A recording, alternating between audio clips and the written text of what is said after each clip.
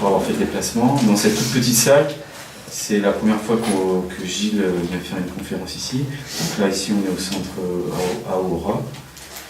Donc Gilles vient de Suisse et il va nous faire une petite conférence sur comment il voit l'humain en fait, dans sa globalité. Donc, je vais lui laisser la parole. Donc, Sébastien Mouton et Sebou Quesada, c'est à leur initiative que je suis ici dans ce lieu. Pour parler de choses que certaines personnes connaissent et peut-être certains d'entre vous ont besoin de dialogue, de communiquer sur des choses qui peuvent vous intéresser par rapport à ce qu'on appelle l'énergétique au sens large, l'humain surtout, poser l'humain, et puis peut-être ce que vous appelez la spiritualité selon chacun vos définitions, quoi. Donc moi je m'appelle Gilles Goncalves, je suis né avec des hyperperceptions. Ça veut dire que j'ai mon monde à moi en fin de compte, qui est comme celui de tout le monde, simplement les paramètres sont très personnels, en définitive. Donc ces hyperperceptions, c'est la façon dont je vis, hein. C'est pas autre chose, c'est pas un outil, c'est mon fonctionnement. Et je me suis donc adapté avec ce fonctionnement sur l'exigence du monde en fin de compte, hein. Donc ça m'a amené à faire un parcours. Je traite les gens depuis que je suis petit, je me suis aperçu de ces hyperperceptions, j'avais à peu près 4 ans, hein, sur des choses bien claires, bien précises. Et puis je me suis mis à traiter des gens vers l'âge de 5-8 ans, en fin de compte, hein.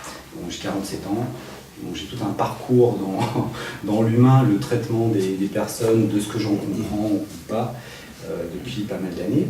Donc ça m'a emmené dans mon parcours à rencontrer beaucoup de gens effectivement qui m'ont aidé dans plein de domaines très différents, j'ai eu ces chances-là.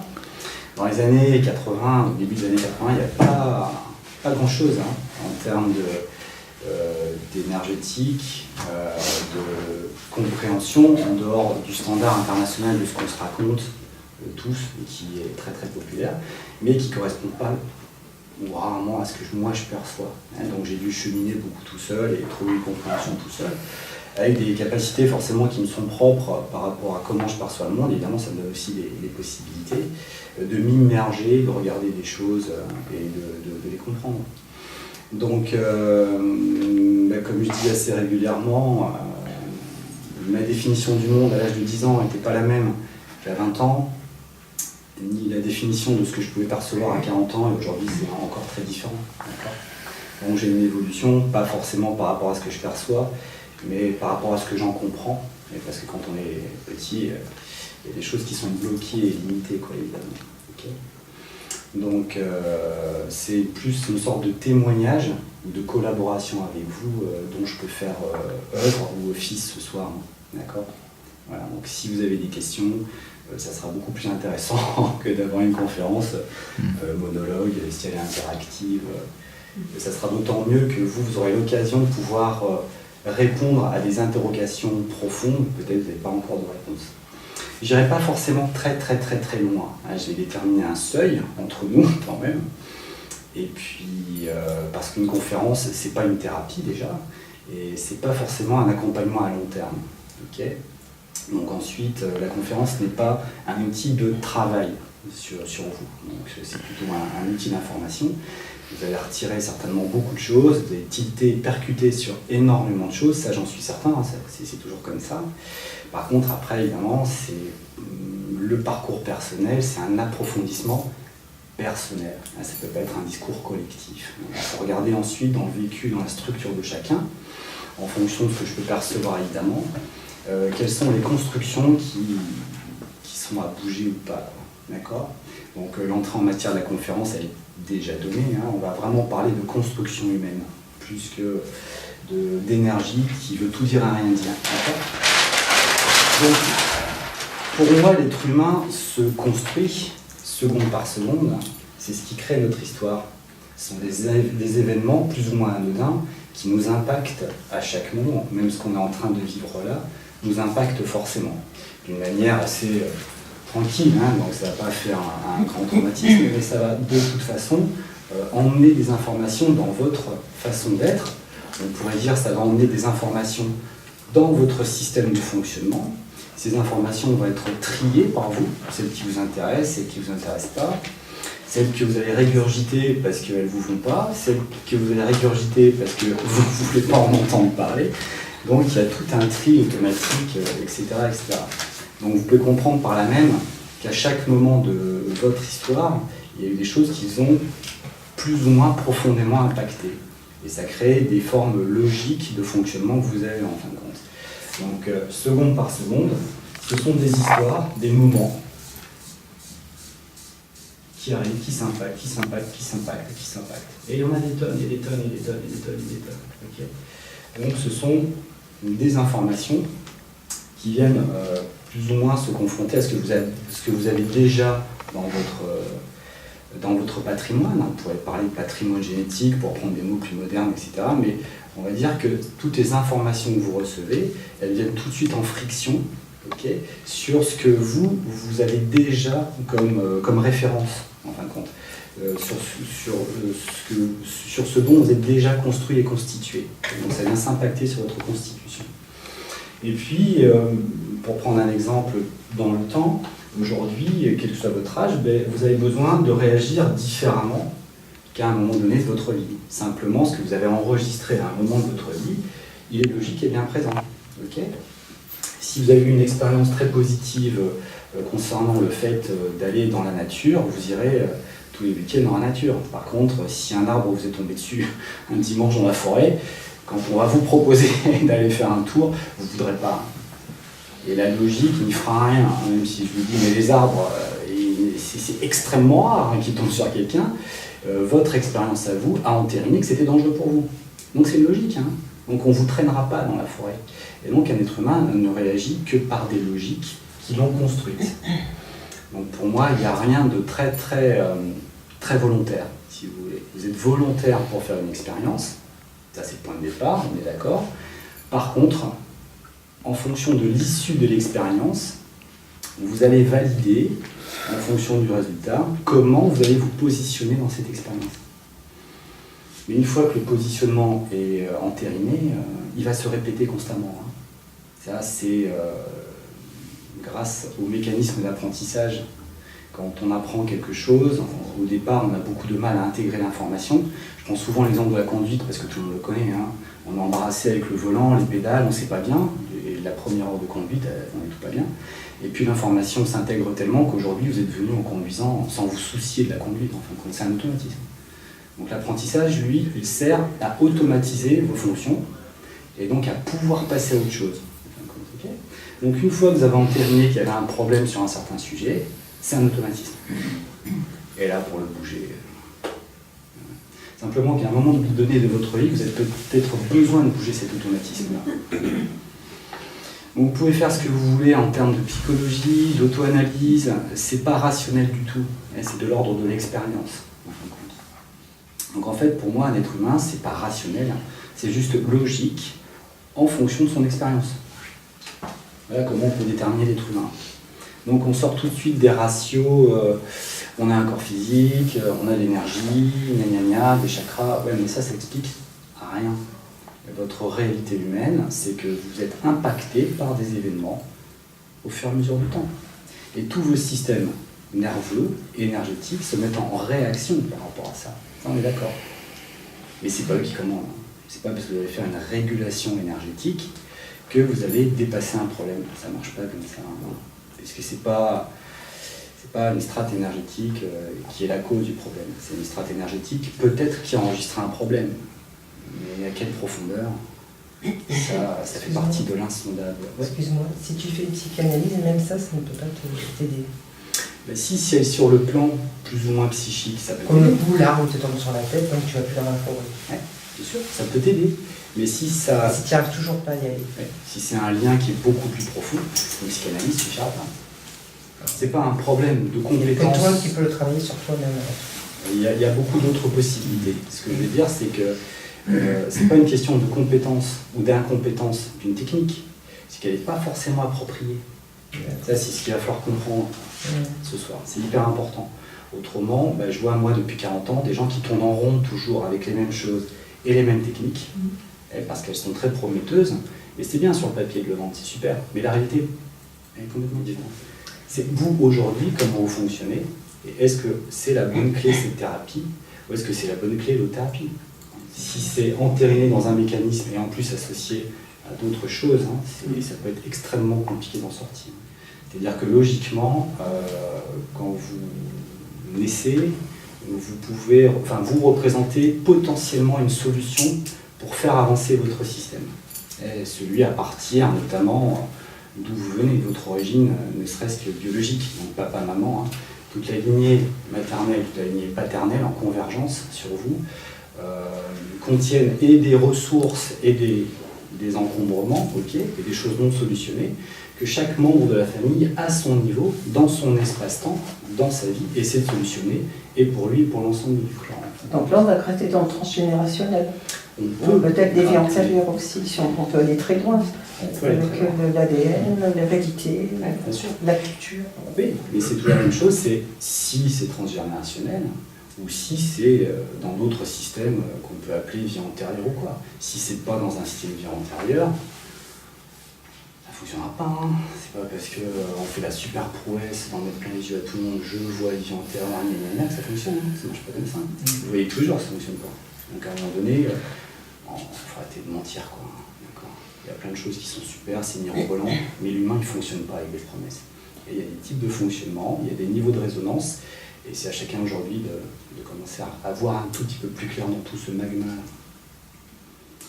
Mais qu'est-ce que vous pensez de l'hypnose? Ah, on pose souvent la question. Je suis hypnothérapeute. Ouais. L'hypnose, ça permet d'aller fouiller une partie, évidemment, des mécanismes. Hein. C'est par suggestion, on demande donc, dans un état modifié de conscience, à la personne d'aller elle-même essayer de trouver des solutions dans son propre fonctionnement. L'hypnose, elle fait partie de l'arsenal thérapeutique qui est extrêmement intéressant. Comme j'aime à dire tout le temps, là vous êtes sous hypnose. Hein. Tout le monde est sous hypnose tout le temps. Vous êtes venu en conduisant, vous étiez sous hypnose. Ouais, là vous êtes dans un état modifié de conscience. À chaque fois que vous faites quelque chose de particulier, vous focalisez une intention particulière, vous extrayez du reste, vous êtes dans une sorte de bulle qu'on peut qualifier d'état d'hypnose. Donc l'hypnothérapie, elle va beaucoup plus loin, elle consiste à emmener volontairement les gens dans un état modifié de conscience pour qu'ils puissent accéder à certaines ressources en eux.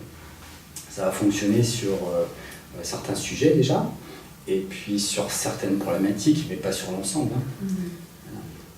Il va falloir fouiller l'information un peu plus fortement et la faire remonter. C'est pas le but de l'hypnose.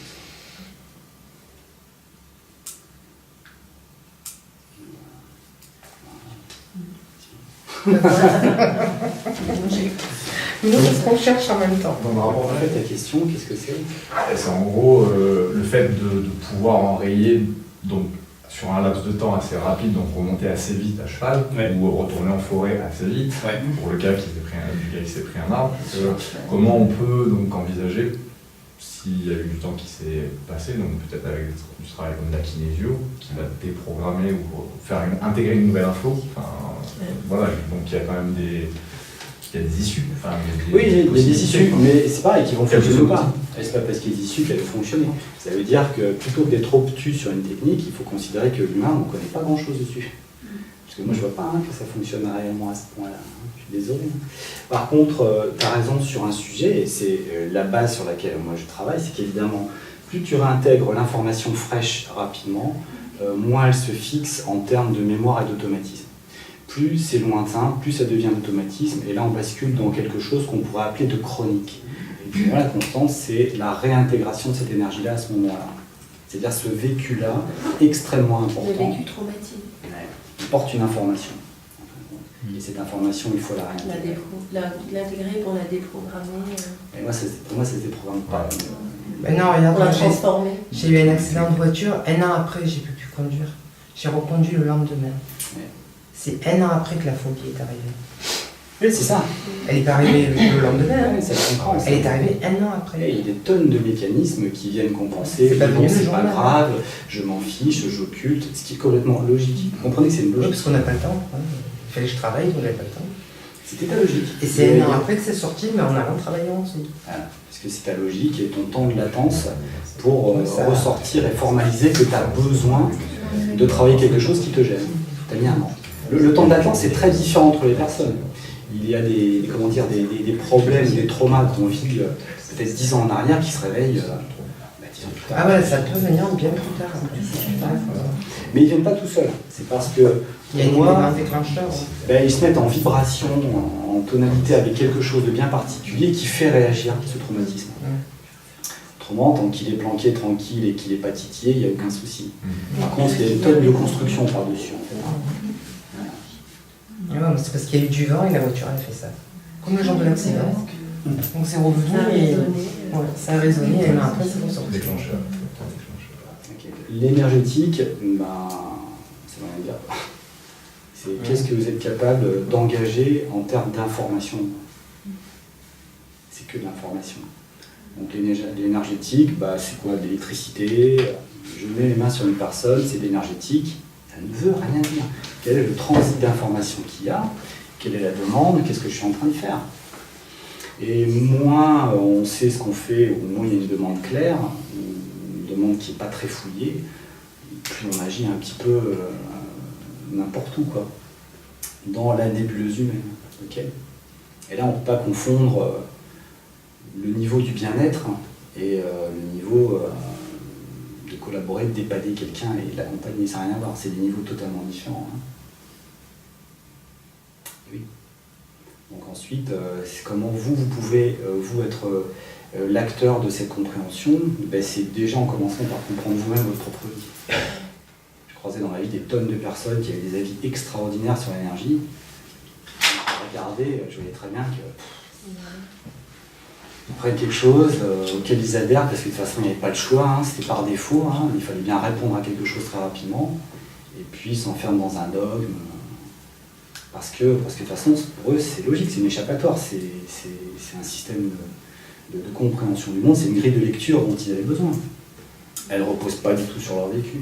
Et aujourd'hui, je pense qu'en 2018, on est tous embêtés par nos grilles de lecture. Mais moi, je ne suis pas d'accord, parce que moi, je fais du Reiki. Quand je pose les mains sur la personne, je sais ce que je fais. Je veux dire, elle sait, elle va recevoir ou pas selon la façon dont elle va penser, recevoir et accueillir ce qu'elle demande. Mais ça ne veut pas rien dire. On est énergie nous-mêmes, le corps n'est qu'énergie. Oui, mais moi je pense pas que c'est ça ce que tu fais. La personne ici, elle a un petit noyau, qui est un noyau de conscience, et qui est piloté par des milliards d'informations extrêmement inconscientes. D'accord? Donc toi, quand tu travailles avec quelqu'un, c'est du transfert d'infos complètement inconscient. Ta conscience éjacule l'autre, il y a un besoin, il se passe des choses. Mais au niveau de l'information, tu ne sais pas ce que tu fais. Ça, c'est pas vrai. T'envoies des échanges d'informations, mais juste un pouvoir des mains avec... Oui, mais le pouvoir des mains, ça veut rien dire. Ça veut dire que le pouvoir des mains, quand tu m'envoies ton pouvoir des mains, c'est pas ton pouvoir des mains que tu m'envoies. Je m'en fous de ton pouvoir des mains. Dans le Reiki, c'est l'énergie de l'univers. Donc on est des canaux, c'est comme le tuyau d'arrosage. Mais avec le magnétisme, c'est l'énergie qui vient de toi, de ton corps, de ton esprit. Enfin, oui, mais c'est la tonne d'informations. Si en plus tu as du magnétisme quand tu fais du Reiki, tu doubles la mise. Mais le Reiki, ça ne fonctionne pas sur tout le monde. Non, je suis d'accord. Donc en fait, ce qu'il faut que vous compreniez... C'est quand même de l'énergie, c'est l'énergie de l'univers. Et comme on est tous en lien... Il y a ce que tu répares, et est-ce que tu répares pas, c'est ta croyance. Voilà. Et ce qui se passe en termes de fonctionnement, c'est aujourd'hui ce qui nous intéresse. C'est pas, il y a si ça c'est bien, ça c'est pas bien, je m'en fiche, je fais ce que je veux.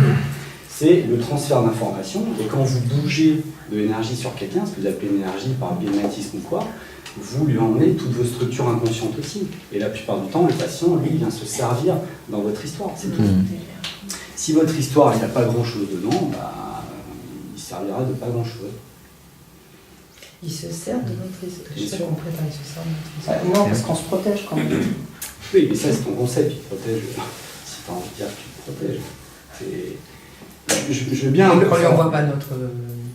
Quand on fait du magnétisme, on n'en voit pas... Mais toi, tu es toi ici, là, je te vois dans la totalité. Oui. Je ne peux pas refuser de voir que les bonnes parties de toi, les meilleures. Si moi, je suis clairvoyant, je vois tout ce qu'il y a de merveilleux en toi et je vois toutes tes poubelles. Donc tu envoies les poubelles aussi? Bien sûr. Et ça, c'est à moi de... Et quand tu regardes comment tu es dans cette salle, dire, tiens, moi, je veux voir que le tableau, je ne veux pas voir ça. Je comprends que vous ne voyez rien. Si vous faites un tri sélectif de ce que vous voulez voir, tu es sur un plan Moi, ça émotionnel. me choque que tu dis ça.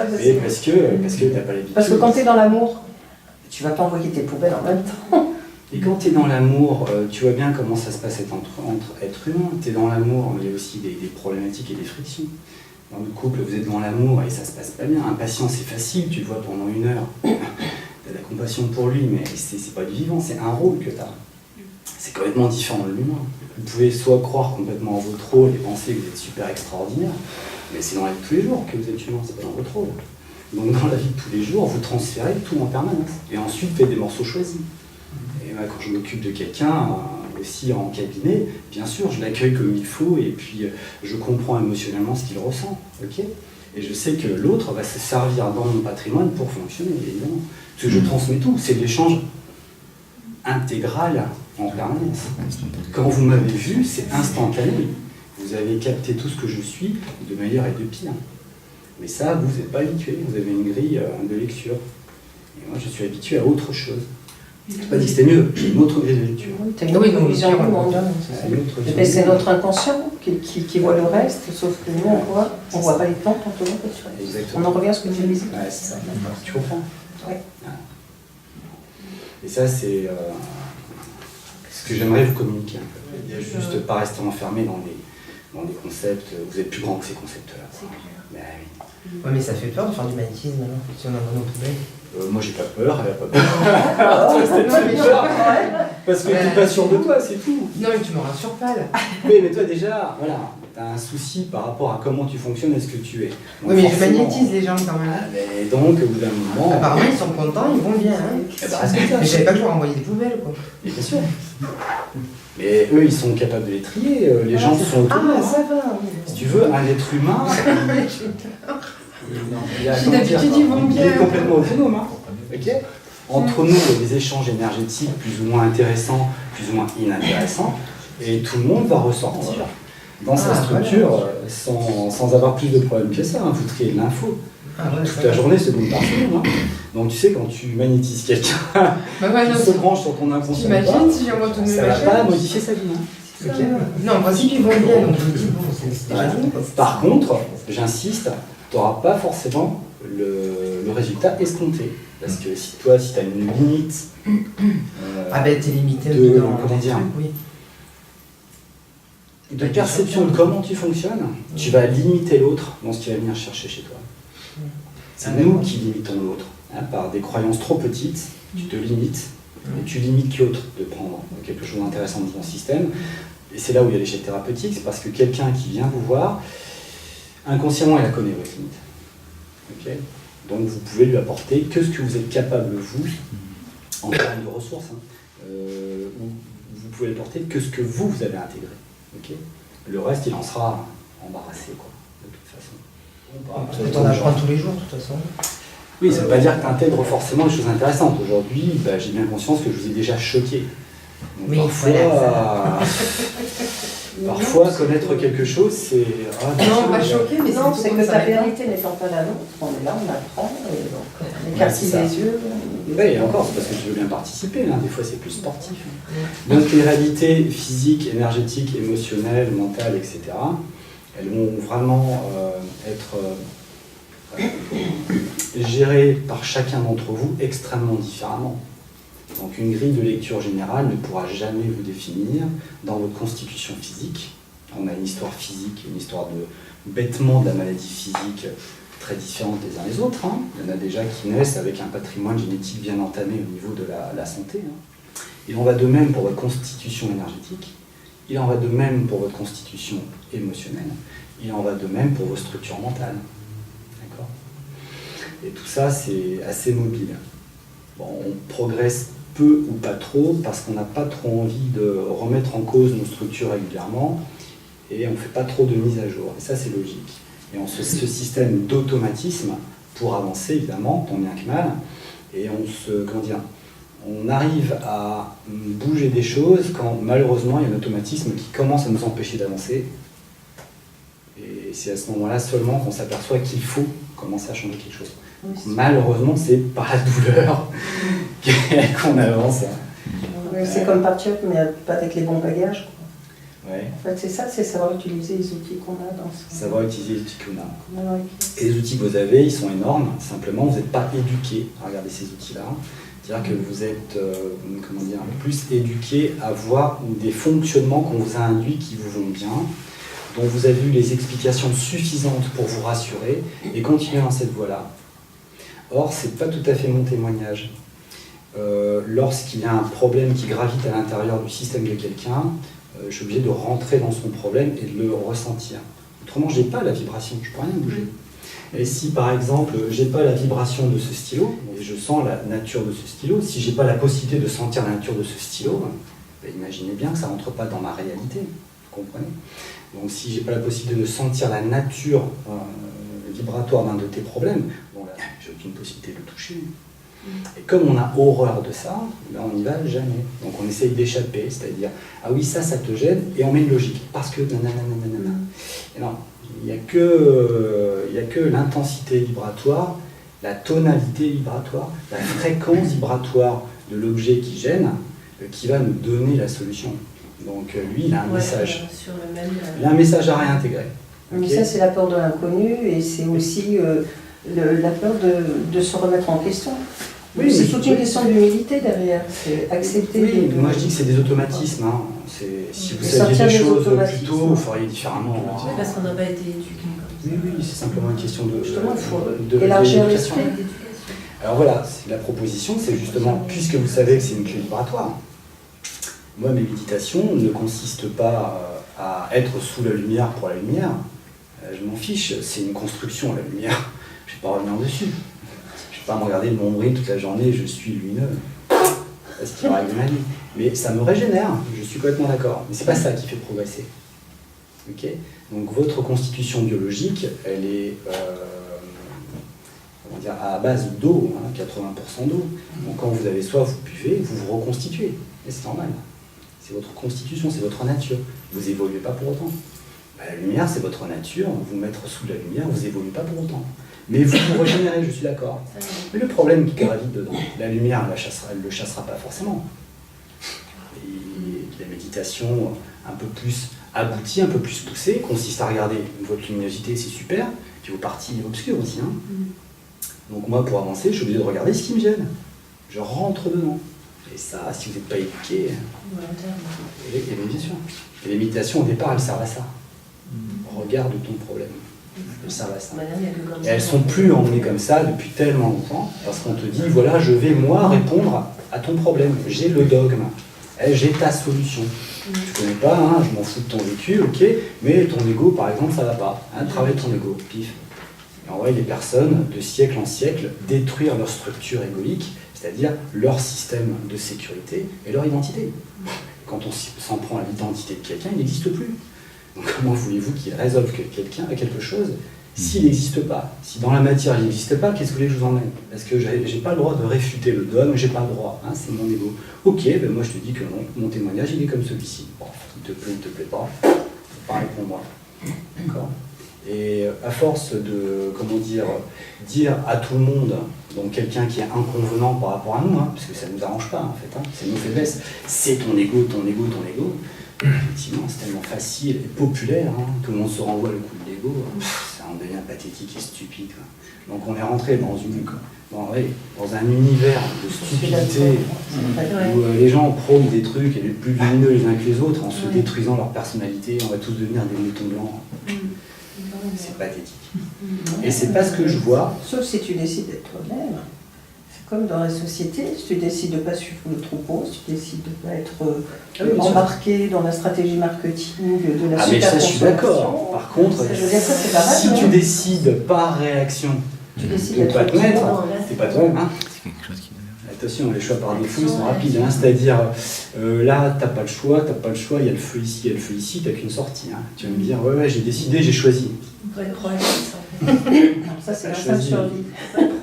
Oui, mais tout est basé quasiment sur l'instinct de survie, à tel point que même ce que vous pensez être extrêmement grand chez vous, en termes de choix, c'est pas génial. Hein. Vous avez vite des automatismes qui vous rattrapent. Si vous n'êtes pas menteur, vous le savez.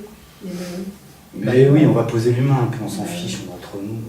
C'est pas grave tout ça, c'est pas grave. Et Et le fait de poser l'humain, vous savez ce qui se passe? Ça soulage. Là, on n'est plus obligé de mentir. Ouais. Je veux paraître aussi, je veux, j'ai des croyances, on s'embrouille et tout ça. Vous êtes humain, vous avez des zones super, vous avez des zones méga médiocres. Et tout le monde le sait. Bah oui. Faut accepter ce qu'on Moi je le sais. Je m'en fiche, ça me va très bien. Donc c'est notre regard à nous, le regard de l'autre qui nous gêne. La nomenclature un petit peu très scolaire qui dit que si t'es pas comme ça, t'es hors cadre, donc t'es pas bien. Donc depuis très longtemps, on est conditionné à correspondre à quelque chose dans lequel on essaie de trouver notre propre personnalité, mais dans un cadre déjà à la base extrêmement restrictif, vous n'avez pas grand choix. C'est-à-dire qu'on vous donne cette route-là, vous prenez juste un bord de la route qui semble différent du bord droit, le bord gauche est différent, et ainsi de suite, et vous jonglez de bord en bord en vous créant une personnalité un peu différente du bord d'à côté, mais c'est tout ce qu'on fait en général. Le réflexe d'être moi, c'est j'accepte d'être super, mais j'accepte ma médiocrité. Hein. Autrement, vous allez changer d'image en permanence. Et une fois que vous êtes cool avec vous, je suis comme ça se pose, ok, je peux avancer maintenant. Et tu sors de la route dans ce cas? Oui, tu finis par sortir de la route. En fait, tu finis par sortir du cadre imposé, tu es sur ton modèle à toi, où tu commences à te poser. Vraiment te poser. Parce que finalement, tu sois bien ou médiocre, et là, tu commences à être bien, et donc à intégrer d'autres niveaux énergétiques qui vont, pouvoir te développer, te déployer. Tu es moins soumis à cette espèce de jeu, de pseudo-personnalité et de jeu de rôle, effectivement. Et ça, c'est hyper important. Donc, dans la méditation, tu vas aller trouver tout ce qui est médiocre en toi. Bon, tu le connais pas. J'ai que ça à faire. Tout ce qui est bien, ça va, je n'ai pas besoin de travailler. Tout ce qui est super en moi, je le connais. Dans ton système de strat, excusez-moi, Allez-y. est-ce que tu as une place pour le système en réincarnation en fait? Oui, tout à fait. Parce qu'on n'en a pas parlé, mais ça vient en parler, s'interposer totalement. Alors la réincarnation, voilà ce que... Comment j'aperçois? Non, mais de toute façon, on est là pour répondre à vos vraies demandes. Hein. On ne va pas tourner en rond. Hein. Il y a des vraies questions, des vraies soifs de savoir. Il faut étancher un minimum. Je n'irai pas très très loin, hein, bien sûr. Et par contre, pour répondre à toutes les questions, vous avez remarqué que je dois à chaque fois reposer un cadre et redéfinir des choses. Donc les vies antérieures, c'est quand même un sacré morceau. On va devoir reposer un cadre. Oui, bien sûr. Schématiquement, vous avez une courbe du temps. Ok. Donc vous avez moins l'infini et plus l'infini. Et puis il y a des tranches de temps. Okay. Donc il y a le 8e siècle, le 10e siècle, le 15e siècle, et là on est au 21e siècle, on est en 2018. Voilà. Et dans ces tranches de temps, en fait, il y a des formes de vie. Et ces formes de vie, en fait, elles sont pilotées parce que les anciens appellent l'âme. Ah, c'est une bonne. Le problème, c'est que l'âme, elle passe sur le même plan que les tranches de vie. C'est ça le souci. C'est que dans l'espace temporel, il y a une incarnation. Mais le système qui le pilote, lui, il est intemporel. Et il y a une confusion depuis des siècles entre l'éternité, là, qui est sous nos yeux, ça paraît énorme, hein. Moins l'infini, c'est des milliards d'années. Plus l'infini, c'est des milliards d'années. En plus, aujourd'hui, on a des télescopes. Je regarde l'univers, c'est énorme. Oui, c'est ça. Ça, c'est notre morceau d'éternité dans notre volume. Okay, mais il y a un espace et un temps, quand même. Okay, ça se mesure. Et là, elle n'est pas mesurable. Donc, c'est un espace intemporel. Donc, c'est pas du tout dans notre système. C'est pour ça qu'on ne comprend rien à notre incarnation. Qu'on cherche dans un système temporel dans lequel on est, avec une logique d'humain temporelle, avec un cerveau temporel qui fonctionne en linéaire, d'essayer de comprendre ce fiche là, mais c'est un pilote intemporel dont on est l'émanation. C'est compliqué, hein. Pour moi, on vit en même temps. Mais si vous voulez, ce pilote-là est capable de créer des émanations d'incarnation. Je préfère ça appeler une émanation. Vous êtes une émanation, une forme incarnée d'un quota d'informations. Okay, des informations qui suffisent à créer un organisme qu'on va appeler à notre niveau physique, avec des strates plus invisibles qu'on va appeler énergétiques, douées d'émotions, donc on va appeler ça le plan émotionnel, structuré intellectuellement, donc on va appeler ça le plan mental, etc. etc. Il y a tout un tas de plans qu'on ne connaît pas encore, ou en tout cas, je ne vais pas en parler là, de toute façon. Okay, déjà, on va juste prendre les bases et ça sera déjà pas mal. Donc, il y a quelque chose d'intemporel que j'appelle le pilote. Je préfère l'appeler le pilote plutôt que l'âme, parce que les gens ont associé dans leur définition l'âme au sentiment. Le vague à l'âme, ça touche mon âme. Oui, bon, c'est des mots, ça vous touche vous, point barre dans vos émotions. Pour moi, une âme intemporelle, c'est pas vos sentiments. C'est une façon intemporelle de fonctionner. Je ne peux pas comprendre. Donc, elle est capable de créer des incarnations, des formes d'expérience dans des espaces et dans des temps différents. Évidemment, ce n'est pas la même information au 8e siècle qu'au 10e, qu'au 21e siècle. On n'est pas du tout dans le même niveau d'information. Voilà. Donc, il y a à chaque fois des expériences qui se font, et pour moi, elles n'ont pas de lien de cause à effet temporel. Donc, vous n'êtes pas le produit d'une ancienne incarnation. Pas pour moi. Pour moi, c'est une erreur colossale. Impossible. Donc, ce qu'on vit aujourd'hui, c'est parce qu'on a vécu. Bah oui, moi j'ai déjà été au Tibet, au sommet, là, Rinpoche, machin. Pourquoi je ne suis pas Dalai Lama maintenant? S'il y avait une continuité spirituelle. Puisque j'ai déjà été super Rinpoche. Et pourquoi je ne suis pas Dalai Lama? C'est quoi la suite? Alors qu'est-ce que je fais en Gilles? Non, il n'y a pas de logique temporelle. Ah, d'accord, parce qu'on nous dit, quoi, des fois on se dit, parce que j'ai fait dans une vie antérieure. Après, ce sera mieux. Ouais, voilà. J'ai déjà été super gentil, hein, ça va. Et ça, c'est pareil. Après, là, je dis là, je suis pas super gentil. J'ai déjà été super gentil, j'ai gagné mes points déjà. Donc ça joue pas sur... Ça fonctionne pas comme ça. Si on te suit, si nous arrivons beaucoup d'expériences négatives dans cette vie, c'est parce que dans une autre vie, enfin... Non, c'est pas cette logique, c'est pas ta logique. C'est pas ta logique. Donc toi, tu vois pas de lien avec le vécu d'une vie? D'une vie antérieure, voilà ça. Si, j'en vois, mais pas comme ça. Pas linéaire pour les temps. Dans la spiritualité. Oui, dans ce lien-là. Mais la spiritualité, pour moi, ça n'existe pas. C'est l'humain. C'est la vie humaine dans son incarnation qui m'intéresse, c'est tout ça. C'est un mot qui ne veut rien dire, spiritualité. C'est votre partie plus ou moins invisible, vos espérances, ce que vous croyez, ce que vous ne voulez pas, comment vous souhaitez fonctionner ou pas. Tout ça, c'est la spiritualité. Et c'est l'humain au quotidien, tout ça, en fin de compte. Le lien de cause à effet, il est par rapport au pilote. C'est lui qui gère les incarnations. C'est pas la vie d'avant. C'est pas moi, en Jacou le croquant, qui va décider de ma prochaine incarnation. Il n'y a pas de lien, quoi. Bah, évidemment. Par contre, évidemment, normalement, les vies sont assez étanches. Oui. Vous vivez, pour moi, en simultané des choses, mais quand même, elles sont étanches, de manière à pouvoir isoler justement votre ego, isoler votre expérience et votre personnalité. Autrement, vous auriez des comportements du Xe siècle, là, avec une épée dans le dos. Mais quand on a la possibilité de voir ce qu'on vit en même temps, ça m'arrive. Oui. Mais moi je le vis bien, hein. Mais est-ce qu'il est possible de le vivre? Non, mais est-ce qu'il est possible... Je regarde en même temps. Est-ce qu'il est possible de le vivre?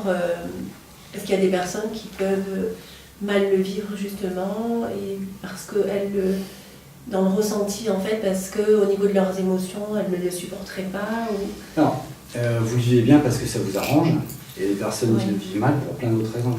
C'est pas mes vies antérieures, je les vis bien ou je les vis mal. Si vous y allez vraiment au Xe siècle, je peux vous assurer que vous n'allez pas vous sentir super bien. Parce que quand on fait un petit voyage dans le temps, le niveau... si c'est ma mère, je réponds pas.